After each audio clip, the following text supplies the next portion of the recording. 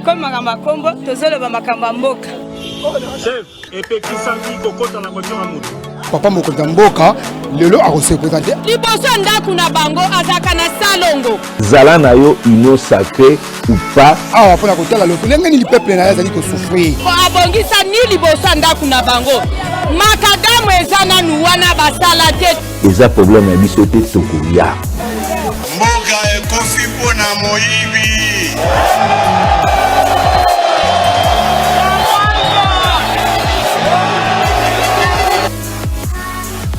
Mbote mingi pe sengo makasi ya kokotana na bino lisusu lelo lokola momesano na cadre ya magazine na biso d'enquête et d'investigation wenze ya Masolo. Bandeko na wenze ya Masolo ya lelo nazaye na lisolo tutali kosolo na bino ezali likambo ezali kokamwisa biso mingi conflit inutile ou ezali entretenir na ministère ya sport pour na makambo etali Société nationale ya loterie en sigle SONAL.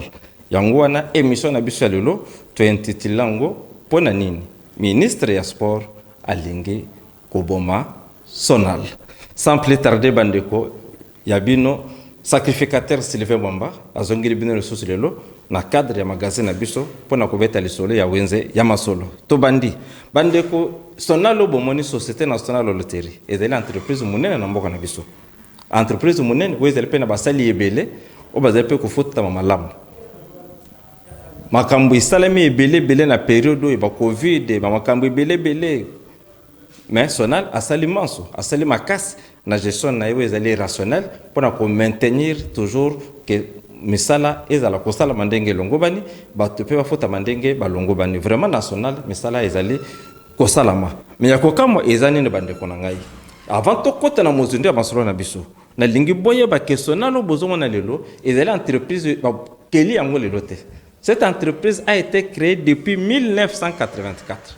Donc, ce qui est le calcul, madame, l'autre cause a 37 ans, oui, 37 ans. SONAL a 37 ans. Et puis, pour passer à l'entreprise, ils ont qui pété. Parce que SONAL, base naïe, ils ont bagé, loterie. Mais tu as ce que bagé d'hasard, ils ont interdit. Et puis, qui ça m'a? Et quoi ça la maté? Alors, pour passer à l'entreprise SONAL, et cela marqué par dérogation. Parce que par dérogation, des entreprises SONAL et Sanine et Salami. Ndenge salama par dérogation.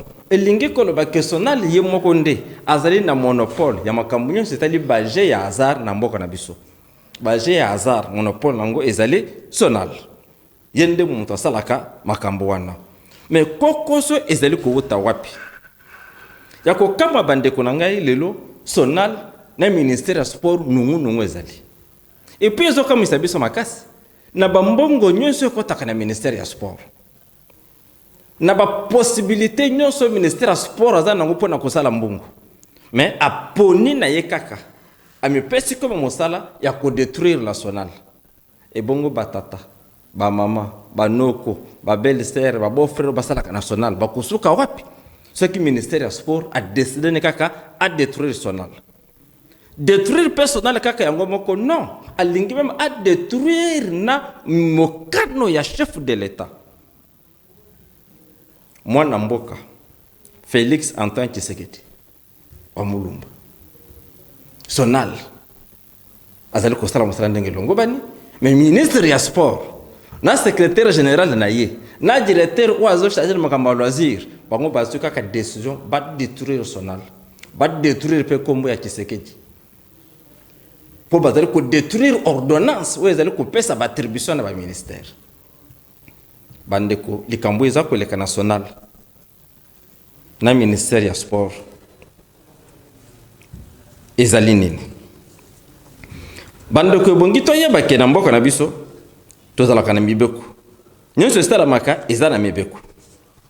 Ce qui est talibien, au comment que SONAL azali kosala mosala ndenge longo bani conformément ya attribution et pesa melié et puis SONAL les allait dépendre du ministère de la finance mais au commun qu'il y a eu un arrêté interministériel arrêté numéro 001 bar CAB bar MIN bar SC bar 2019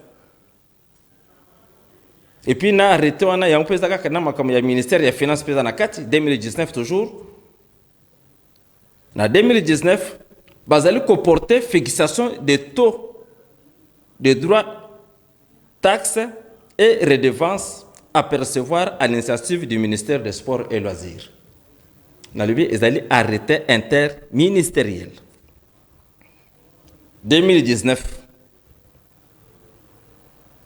Donc, FCC cash. Arrêté interministériel, on a bandeko. Nde bazali ko déterminer ba ndenge na tuko loba wato ba droit na ba taxe ba redevance oye bongaki ezala percé à l'initiative du ministère ya sport. Le tebi ke ba nyonso e futa magope e futa makawapi na degerat mais na initiative ya ministère ya sport. Nde parmi ba taxe wana ndeko ce que na article 11 ya arrêté interministériel aux autres qu'on a agrément à établissement de loisirs. Agrément à établissement de loisirs. Mais nous allons comprendre. Ce qui est ministère à sport, aux ans à quoi agréer, établissement et à loisirs. Et bon, le terrain n'a qu'à être salanine. J'ai des hasards n'a qu'à être salanine. Des bambas confusion. Non seulement qu'ils aient confusion, mais ils allaient vraiment une bêtise au ministre des Sports à quoi jamais tolérer. Et puis, tu allez comme Bisso Banso, journaliste d'investigation.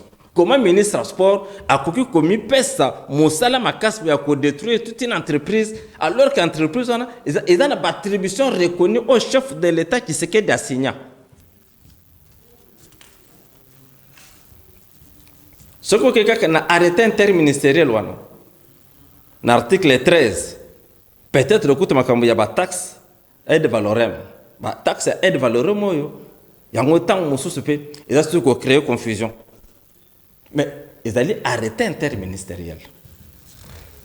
Pourquoi nous avons le ministre du sport a fait un peu de makamboana? Pourquoi nous avons bien une bêtise? Bandeko n'a pas été dans l'ordonnance numéro 20. Au gouvernement, où ils ont en place des là. Ordonnance numéro 20, barre 017, du 27 mars 2020. Dans l'ordonnance, il y a un fixé l'attribution. Il y a un ministre. Mais quand il y a fixé l'attribution du ministre, il y a un enregistrement des établissements de loisirs. Autre que c'est exploitant les jeux de loterie. Oui, il y a une attribution du ministère du sport.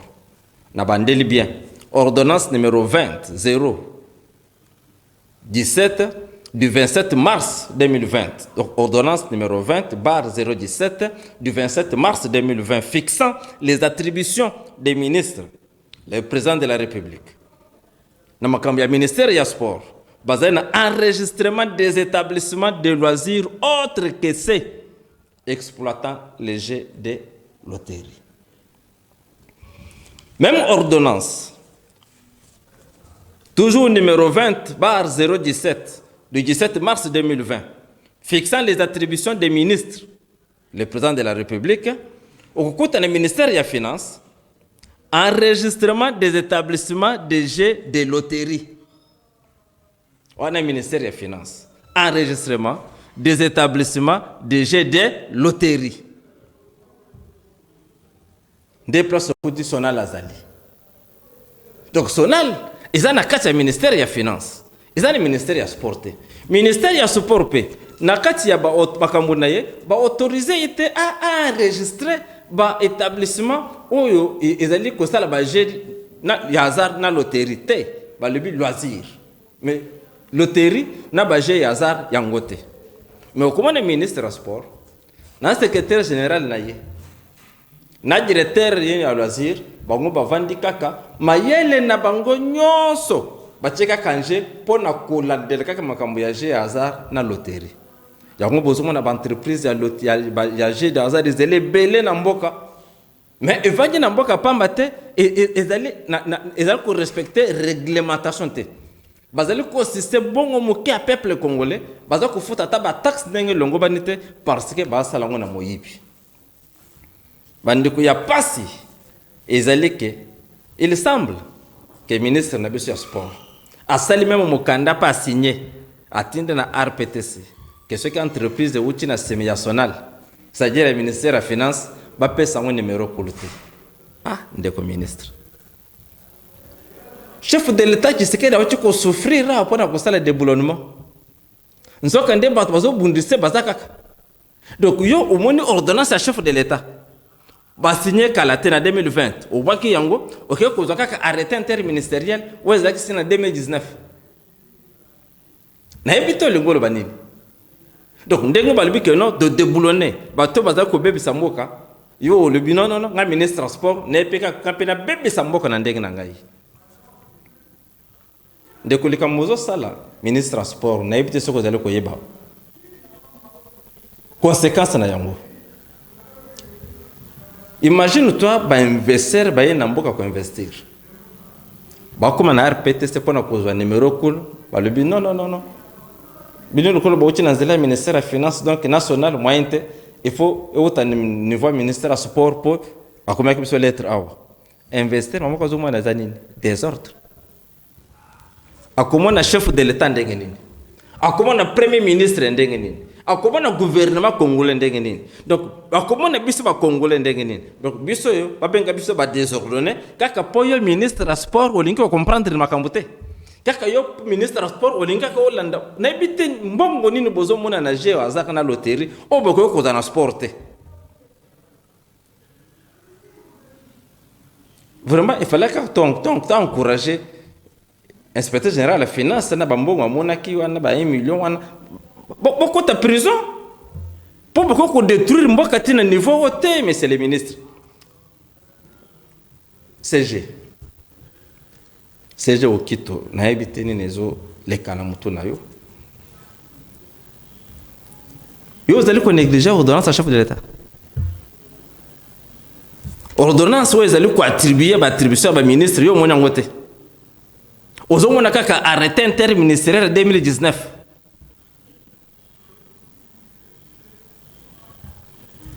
ou même le ministère du sport mingi ko créer ba structure mo système makamoso ko sala mbongo ko tebele na RDC binu bozomona kaka sonal bochango en des autres bochango en débandade ba investisseur ba mi ko finga biso bozomona que tout sont pas ordonnés. Comment investir avec un ministère des Finances par la sonal? À qui ne pas que un numéro cool à coûter au ministère du Sport, non, il faut voter pas na yo monter dans l'illégalité. Donc il faut que les Cambodgiens posent la solution pas qu'il y ait un conseil économique.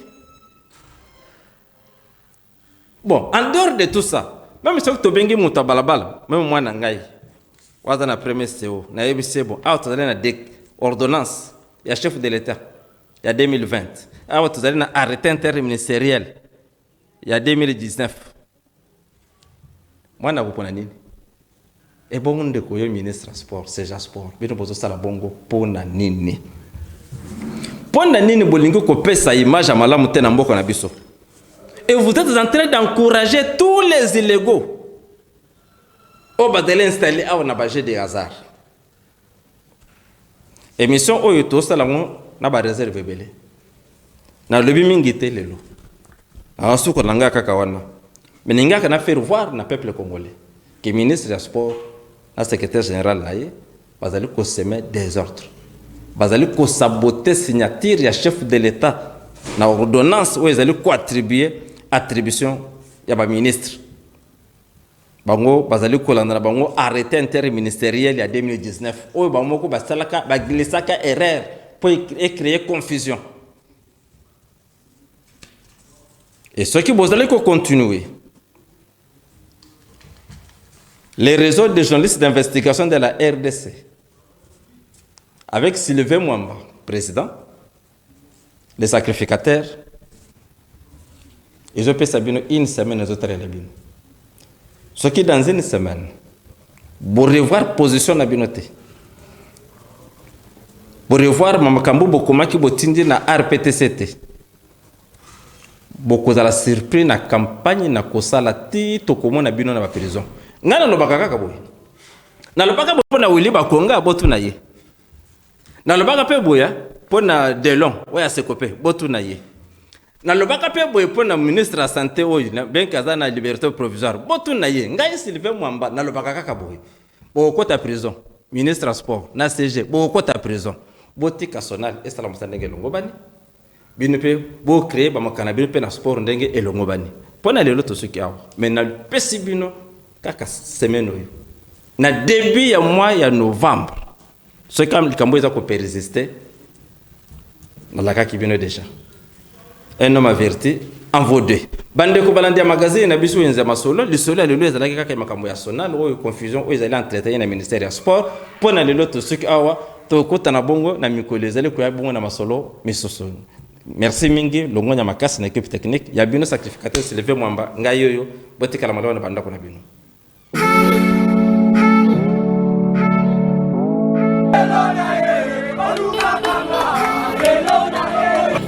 École Makamba Kombo, tozolo ba Makamba Mboka. Chef, epekisaki kokota na voiture ya moto. Papa mokonzi mboka lelo akose présenter. Liboso ndaku na bango azaka na salongo. Zala na yo ino sacré ou pas. Awa pona kotala loto ndenge nini peuple na yazali ko souffrir. Ko abongisa ni liboso ndaku na bango. Makadamu ezana nuwana basala te. Eza problème ya biso te tokoya. Mboka ekofi mpona moyibi.